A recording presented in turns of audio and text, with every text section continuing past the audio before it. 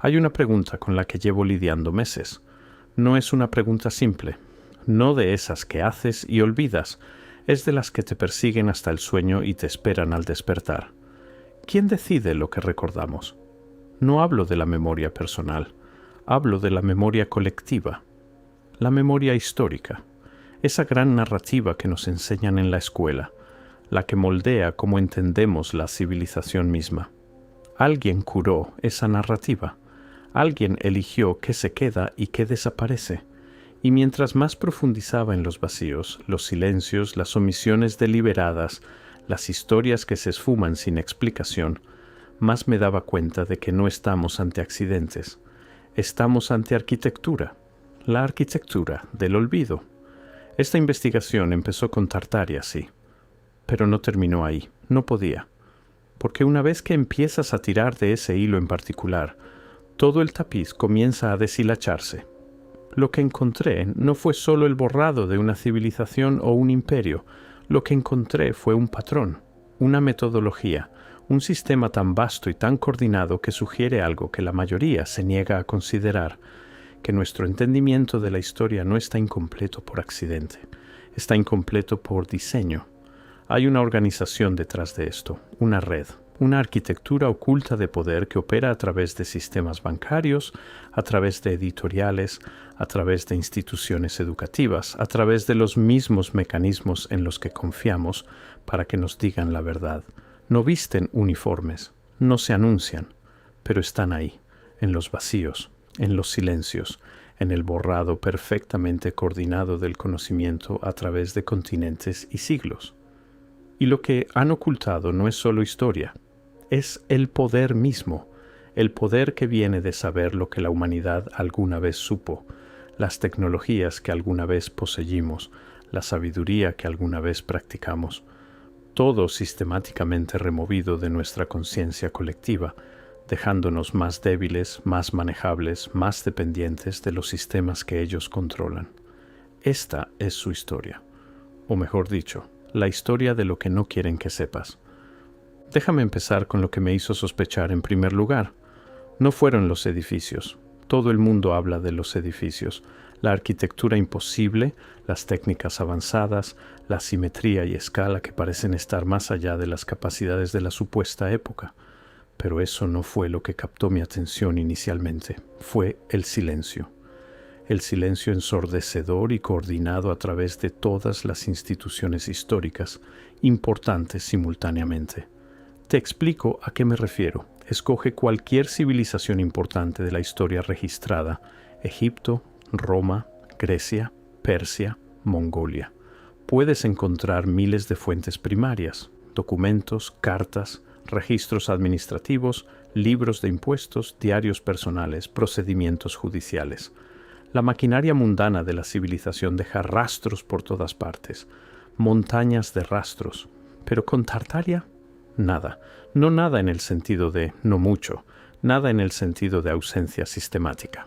Los mapas la muestran, las enciclopedias la mencionan, referencias geográficas abarcan siglos y luego de repente, alrededor de mediados del siglo XIX, todo se detiene, no gradualmente, no con un desvanecimiento lento como hacen los imperios, sino con precisión quirúrgica. La explicación oficial era solo un término geográfico, una referencia vaga a territorios no reclamados, nada más. La explicación oficial se derrumba aquí, porque los términos geográficos no requieren remoción sistemática de mapas, enciclopedias y registros históricos a través de múltiples naciones, idiomas y continentes.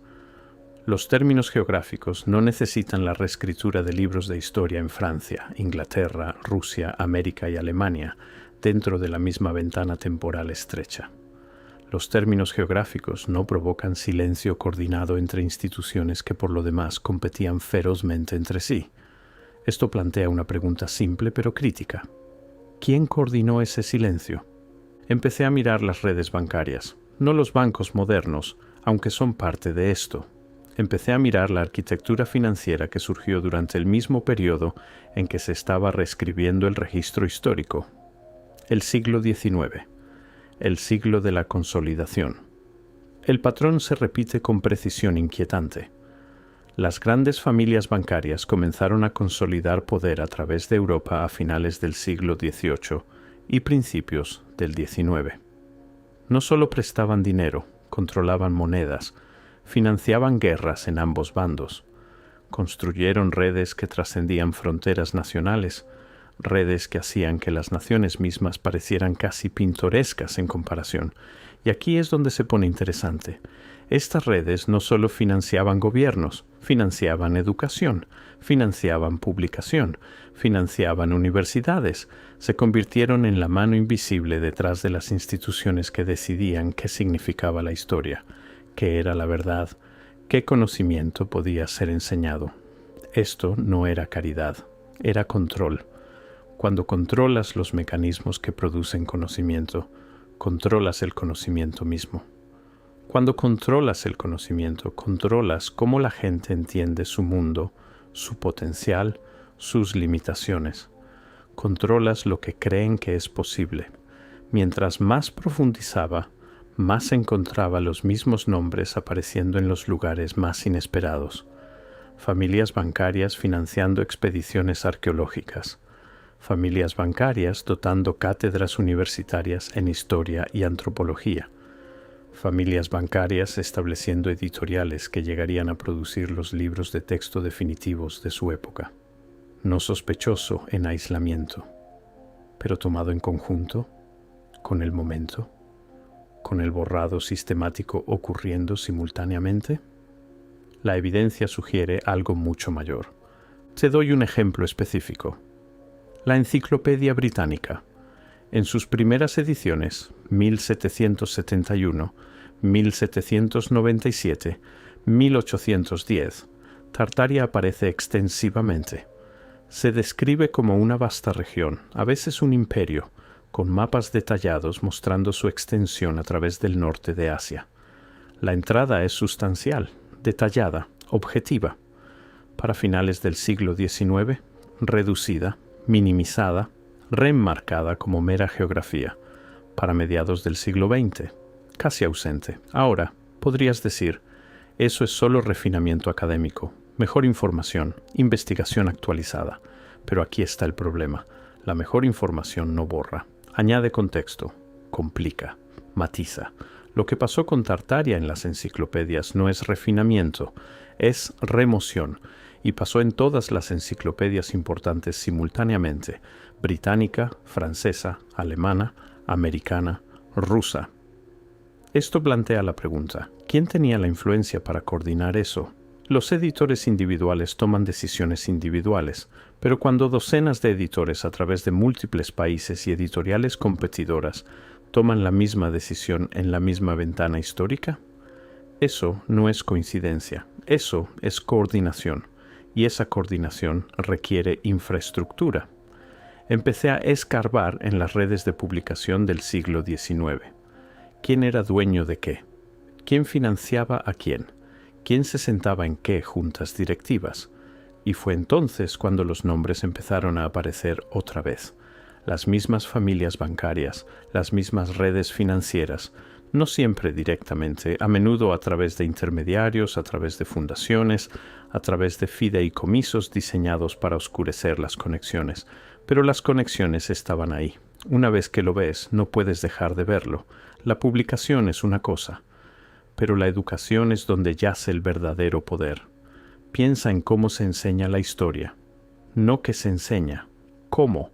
A través de currículos estandarizados, a través de libros de texto aprobados, a través de programas de formación docente que imponen uniformidad metodológica, a través de sistemas de acreditación que castigan la desviación.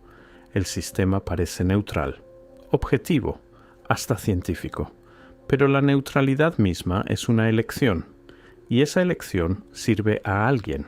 Esto es lo que encontré. El mismo periodo que vio el borrado de Tartaria de las enciclopedias también vio la estandarización de la educación histórica a través de las naciones occidentales. Esto no fue orgánico, fue ingenierado. fundaciones establecidas por familias bancarias e industriales comenzaron a financiar movimientos de reforma educativa a finales del siglo XIX y principios del XX. Financiaron la creación de currículos estandarizados, financiaron programas de formación docente, financiaron investigación sobre métodos educativos científicos.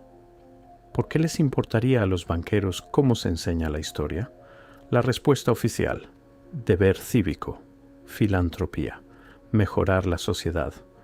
La evidencia sugiere lo contrario. Cuando examinas lo que estas reformas educativas realmente lograron, emerge un patrón. No expandieron el conocimiento histórico, lo estrecharon. No alentaron el pensamiento crítico sobre narrativas históricas. Impusieron aceptación de narrativas aprobadas. Crearon un sistema donde cuestionar la historia oficial se volvió profesionalmente peligroso para los maestros y académicamente castigador para los estudiantes, no a través de censura abierta, a través de estructura, a través de estándares, a través de la presión sutil pero penetrante de conformarse. Y ahí es donde esto se vuelve imposible de ignorar, porque el conocimiento que desapareció durante este periodo no fue aleatorio, no fue disperso, fue específico. Conocimiento sobre sistemas de poder alternativos, conocimiento sobre civilizaciones descentralizadas, conocimiento sobre tecnologías que no requerían infraestructura industrial, conocimiento sobre formas de organizar la sociedad que no concentraban poder en manos de élites financieras e industriales. Desaparecido. Todo, sistemáticamente removido de libros de texto, de currículos, de la narrativa aprobada. ¿Por qué? Aquí es donde la conspiración se profundiza en algo casi increíble. Casi. Los edificios en los que todos se enfocan, las estructuras de las llamadas ferias mundiales, los edificios cívicos, las catedrales e infraestructura que aparecen repentinamente en el registro histórico sin documentación adecuada de su construcción, estos no eran solo estéticamente avanzados, eran tecnológicamente avanzados. No hablo de estética, hablo de diseño acústico, sistemas de energía, mecanismos de calefacción y refrigeración que no requerían combustibles fósiles, sistemas de gestión de agua que operaban sin bombas eléctricas, conocimiento arquitectónico que los ingenieros modernos luchan por replicar incluso con herramientas contemporáneas. Y aquí está la parte más extraña. Esta tecnología no evolucionó. Según la narrativa oficial, simplemente apareció, completamente formada, implementada a través de continentes dentro de ventanas temporales estrechas. Luego, tan repentinamente, desapareció, reemplazada por sistemas inferiores que requerían poder centralizado, control centralizado y, más importante, ganancia centralizada. El patrón es obvio una vez que lo buscas. Tecnología avanzada y descentralizada es reemplazada por tecnología primitiva y centralizada. La tecnología primitiva requiere infraestructura. La infraestructura requiere capital. El capital requiere bancos. Los bancos requieren control. Y el control requiere ignorancia. Si la gente supiera lo que era posible, si entendieran las capacidades tecnológicas que alguna vez existieron, podrían hacer preguntas incómodas. Podrían preguntarse por qué abandonamos sistemas superiores. Podrían reconocer que nuestro progreso representa, de algunas formas, una regresión diseñada para aumentar la dependencia en estructuras de poder centralizadas. Así que el conocimiento tuvo que irse. No solo el conocimiento de Tartaria. El conocimiento de lo que la civilización humana era capaz de lograr fuera del paradigma industrial financiero. El silencio era ensordecedor. Déjame explicarte cómo funciona esto realmente. ¿Cómo borras una civilización de la memoria colectiva sin que nadie lo note? Primero, controlas las fuentes. Compras bibliotecas. Financias expediciones arqueológicas. Adquieres colecciones privadas. No las destruyes. Eso es demasiado obvio. Las clasificas. Restringes el acceso, las colocas en instituciones donde solo investigadores aprobados con metodologías aprobadas pueden estudiarlas. Y te aseguras de que esos investigadores entiendan qué conclusiones son aceptables. Segundo, controlas la interpretación. Estableces los marcos a través de los cuales la evidencia debe ser entendida. Creas departamentos académicos que imponen ortodoxia metodológica. Te aseguras de que cualquiera que se desvíe de interpretaciones aprobadas enfrente consecuencias profesionales. No censura. Eso sería demasiado crudo.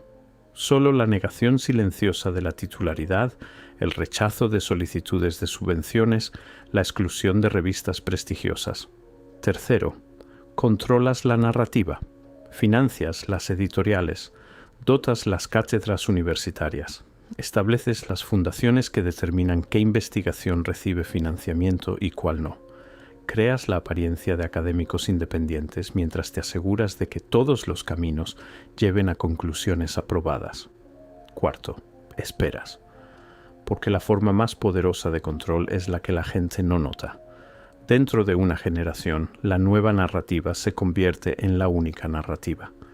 Las explicaciones alternativas se desvanecen de la memoria. Las preguntas dejan de hacerse. Y cualquiera que sí pregunte es descartado como teórico de la conspiración, un chiflado, alguien no lo suficientemente serio para consideración académica. Esto no es especulación. Esto está documentado. Puedes rastrear las redes de financiamiento. Puedes mapear las conexiones institucionales. Puedes identificar las mismas familias, las mismas organizaciones, las mismas metodologías apareciendo a través de diferentes instituciones, diferentes países, diferentes disciplinas. Mientras más profundo miraba, más el patrón se revelaba. Ahora necesitamos hablar de la estructura real de esta organización, porque no es lo que esperarías. No es una sociedad secreta con túnicas y rituales. Es algo más mundano y más poderoso. Es una red de redes, familias bancarias en el núcleo, pero no actuando solas. Operan a través de fundaciones, fideicomisos, juntas corporativas entrelazadas, instituciones culturales. No se reúnen en cuartos sombríos para planear el borrado de la historia. No necesitan hacerlo. La estructura misma asegura coordinación sin requerir conspiración explícita. ¿Cómo? A través de incentivos alineados. Cuando las mismas familias financian universidades, editoriales, museos e instituciones de investigación, cuando se sientan en juntas que supervisan todas estas entidades, cuando establecen los criterios de otorgamiento de subvenciones que determinan qué investigación recibe apoyo, no necesitan emitir directivas. El sistema naturalmente produce los resultados que desean. Los investigadores aprenden qué recibe financiamiento. Los editores aprenden qué se vende. Los educadores aprenden qué es aceptable. Y lentamente, imperceptiblemente, los límites del discurso aceptable se estrechan, no a través de censura, sino a través de la arquitectura sutil de incentivo y exclusión. Y ahí es donde Tartaria se vuelve importante otra vez. No porque Tartaria misma fuera algún gran imperio. Quizás lo fue, quizás no. Eso es casi irrelevante. Tartaria importa porque su borrado demuestra las capacidades del sistema. Si pudieron remover una civilización entera de la conciencia histórica, ¿qué más podrían remover? ¿Qué más han removido? ¿Qué más están removiendo ahora mismo? Aquí es donde tuve que parar y hacerme la pregunta fundamental. ¿Por qué? ¿Por qué pasar por todo este esfuerzo? ¿Por qué construir esta arquitectura elaborada de control histórico? ¿Por qué borrar Tartaria específicamente? La respuesta, creo, yace en lo que Tartaria representaba, o lo que podría haber representado, un modelo alternativo, una forma diferente de organizar la civilización, una demostración de que el sistema actual, capitalismo industrial, estados-nación centralizados, estructuras de poder jerárquicas, dependencia de combustibles fósiles, no es inevitable. No es la única forma. Si la gente supiera que civilizaciones avanzadas existieron fuera del modelo europeo occidental, si entendieran que la sofisticación tecnológica no requiere infraestructura industrial centralizada, si reconocieran que la historia de progreso que nos han vendido es realmente una historia de consolidación y control, podrían empezar a hacer preguntas peligrosas, podrían empezar a imaginar alternativas, y las alternativas son el enemigo del monopolio. Esto es sobrepoder en su forma más pura, no poder político, aunque eso es parte, poder económico. el poder que viene de controlar los sistemas de los que la gente depende para sobrevivir, sistemas de energía, sistemas financieros, sistemas de información. Si la humanidad entendiera su propia historia, su historia real, no la versión curada, podríamos reconocer que somos más capaces de lo que nos han llevado a creer, que los sistemas presentados como necesarios son realmente opcionales, que las limitaciones que aceptamos como naturales son realmente impuestas. El conocimiento es poder, y lo inverso es igualmente cierto. La ignorancia es control. El borrado de Tartaria no fue sobre ocultar un imperio, fue sobre ocultar la posibilidad misma. Déjame darte un ejemplo específico de cómo funciona esto en la práctica. Me comuniqué con varios historiadores académicos que se especializan en historia de Asia Central. Hice preguntas simples. ¿Qué pasó con Tartaria?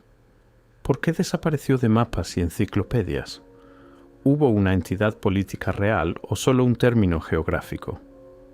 Las respuestas fueron reveladoras, no porque se negaran a responder, la mayoría estaba dispuesta a participar, sino porque sus respuestas seguían una plantilla idéntica, casi palabra por palabra, a través de diferentes universidades, diferentes países, diferentes antecedentes académicos. Tartaria era un término geográfico vago usado por cartógrafos occidentales para regiones que no entendían bien. A medida que el conocimiento geográfico mejoró, el término se volvió obsoleto y fue reemplazado por designaciones más específicas. Bastante razonable, excepto que esa explicación no explica la especificidad en las fuentes tempranas, no explica las descripciones detalladas de estructuras políticas, rutas comerciales, relaciones diplomáticas, no explica la evidencia arquitectónica, no explica el momento del borrado. Cuando presioné a estos académicos con preguntas de seguimiento señalando estas inconsistencias, las respuestas cambiaron. No en contenido, en tono. Se volvieron defensivas, desdeñosas. Sugirieron que estaba persiguiendo una teoría de la conspiración. Recomendaron que me apegara a fuentes reputables, con lo cual querían decir fuentes que apoyaran la narrativa aprobada. Esto es lo que me impactó. Estas eran personas inteligentes, educadas, no estaban mintiendo. Genuinamente creían lo que me estaban diciendo. El sistema los había entrenado tan efectivamente que no podían ver los vacíos en sus propias explicaciones. Ese es el verdadero genio de esta estructura de control. No requiere conspiradores, requiere una metodología que se vuelve invisible para quienes la practican. Ahora llegamos a lo que podría ser la parte más importante de esta investigación. ¿Qué se perdió realmente? No solo la historia de un imperio, no solo mapas y fechas y fronteras políticas, el conocimiento mismo, conocimiento práctico, conocimiento tecnológico, sabiduría sobre cómo construir civilizaciones que no dependieran de control centralizado y extracción. Los edificios en los que todos se fijan son síntomas, no la enfermedad. Sí, sugieren capacidades arquitectónicas e ingenieriles que luchamos por explicar, pero esa no es la amenaza. La amenaza es lo que esos edificios representan, la posibilidad de sofisticación tecnológica sin capitalismo industrial. Sistemas de energía libre, o al menos sistemas de energía que no requerían distribución centralizada de combustible. Sistemas de gestión de agua que operaban a través de principios naturales en lugar de bombas eléctricas. Acústica arquitectónica que podía amplificar sonidos sin equipo electrónico. Prácticas de sanación que no requerían compañías farmacéuticas. Métodos educativos que desarrollaban pensamiento crítico en lugar de obediencia. Organización social que distribuía poder en lugar de concentrarlo. No puedo probar que todo esto existió. Ese es el punto. La evidencia ha sido sistemáticamente removida, descartada o reinterpretada. Pero los vacíos mismos cuentan una historia. Los silencios hablan volúmenes. ¿Por qué desaparecería todo este conocimiento durante el periodo exacto cuando el capitalismo industrial se estaba consolidando? ¿Por qué el borrado coincidiría tan perfectamente con el ascenso de las familias bancarias e industriales que más se beneficiaron de sistemas centralizados y extractivos? ¿La explicación oficial? Progreso, evolución, la marcha natural de la civilización hacia mejores sistemas. Pero cuando miras lo que realmente perdimos, cuando consideras la devastación ambiental, el agotamiento de recursos, la dependencia en sistemas que no controlamos, tienes que preguntar, ¿mejor para quién? Aquí es donde los escépticos usualmente objetan. ¿Cómo podría tal conspiración ser coordinada a través de tantas instituciones, tantos países, tantos siglos? Pregunta justa. Y la respuesta revela la sofisticación de con lo que estamos lidiando. No requiere coordinación en el sentido tradicional. Requiere incentivos alineados y control de nodos clave. Piénsalo como un sistema de río. No necesitas controlar cada gota de agua. Solo necesitas controlar las represas, controlar los canales principales, moldear el terreno. El agua fluirá donde la arquitectura la dirija. En este caso, las redes controlan las represas. Los historiadores, educadores, periodistas individuales no son conspiradores. Están navegando un paisaje que ha sido cuidadosamente moldeado. Están siguiendo incentivos. Están persiguiendo carreras dentro de sistemas que recompensan ciertas conclusiones y castigan otras. No se requiere conspiración, solo arquitectura, y esa arquitectura fue construida deliberadamente, a través de generaciones, con metas específicas: mantener el poder, prevenir alternativas, mantener poblaciones dependientes de sistemas que controlan. La evidencia está ahí, en registros de financiamiento, en conexiones institucionales, en el momento preciso de los borrados históricos, en los patrones que se repiten demasiado consistentemente para ser accidentales. Una vez que lo ves, no puedes dejar de verlo. Pero aquí está la cosa. Alguna evidencia es demasiado grande para esconder, demasiado extendida, demasiado obvia. Los edificios aún están de pie, los mapas aún existen en archivos, las enciclopedias aún reposan en viejas bibliotecas, las fotografías aún documentan estructuras que no deberían existir según la cronología oficial. No pudieron borrar todo, así que lo reinterpretaron, recontextualizaron, explicaron de formas que encajaran con la narrativa probada, sin importar qué tan forzadas se volvieran esas explicaciones. Esos edificios, construidos para las ferias mundiales, estructuras temporales. Excepto que muchos no fueron temporales, muchos se convirtieron en edificios cívicos permanentes, y la documentación de su construcción permanece sospechosamente vaga. Esos mapas, licencia artística, conocimiento geográfico pobre, excepto que los mapas muestran consistencia notable a través de diferentes cartógrafos, diferentes periodos temporales, diferentes idiomas. Esa tecnología, no tan avanzada como parece, estamos proyectando expectativas modernas hacia atrás, excepto que los ingenieros modernos explícitamente dicen que luchan por replicar algunas de estas técnicas. La evidencia está ahí, abundante, obvia. La pregunta no es si existe, la pregunta es si la gente está dispuesta a verla, dispuesta a cuestionar las explicaciones que le han dado, dispuesta a considerar que los vacíos podrían ser características, no fallas. Eso requiere valentía, porque cuestionar narrativas aprobadas tiene consecuencias, incluso ahora. Aléjate de los detalles por un momento. Piensa en lo que esto significa. Si nuestro entendimiento de la historia ha sido sistemáticamente manipulado, ¿qué más no sabemos? ¿Qué más nos han enseñado que sirve al poder en lugar de a la verdad? Si civilizaciones avanzadas fueron borradas del registro, ¿qué capacidades hemos perdido? ¿Qué sabiduría? ¿Qué caminos alternativos hacia adelante? Si el sistema actual se mantiene a través de la supresión activa de alternativas, ¿qué dice eso sobre su legitimidad, su sostenibilidad? Estas no son solo preguntas históricas, son existenciales. Porque si la humanidad es capaz de más de lo que nos han llevado a creer, si alguna vez construimos civilizaciones que no requerían los sistemas extractivos, jerárquicos, centralizados, que ahora aceptamos como inevitables, entonces todo cambia. La crisis climática. Quizás tenemos alternativas a los combustibles fósiles que fueron deliberadamente enterradas. El sistema financiero. Quizás no necesitamos bancos para organizar actividad económica. El sistema educativo. Quizás hay formas de desarrollar potencial humano que no producen trabajadores obedientes. ¿El sistema de salud?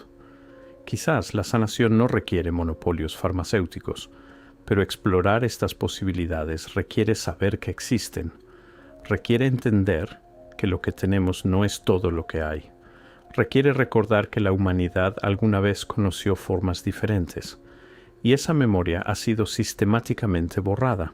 ¿Por qué? Porque la memoria es peligrosa. La memoria enciende la imaginación crea alternativas, y las alternativas amenazan el monopolio. El mayor robo en la historia humana no fue de oro o territorio, fue de la posibilidad misma. ¿Qué hemos perdido? ¿Qué nos ha sido robado?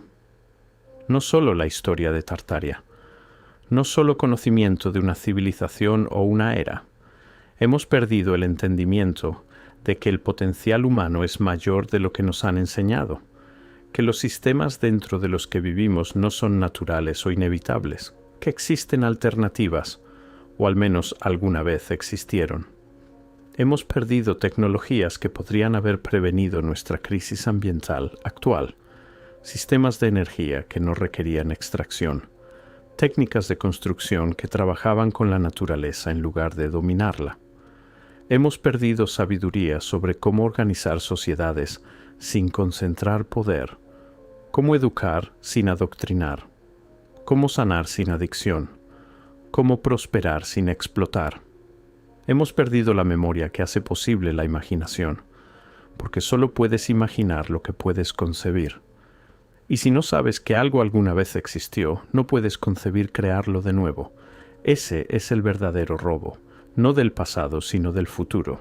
El robo de futuros alternativos que podríamos haber construido si hubiéramos sabido que eran posibles. Y estamos sintiendo esa pérdida ahora. El colapso ambiental, la fragmentación social, la sensación de que nuestros sistemas están fallando, pero no tenemos alternativas. No tenemos alternativas porque nos han enseñado que no hay alternativas, que lo que tenemos es lo mejor que podemos conseguir, que la civilización humana alcanzó su pico con el capitalismo industrial y los estados-nación centralizados.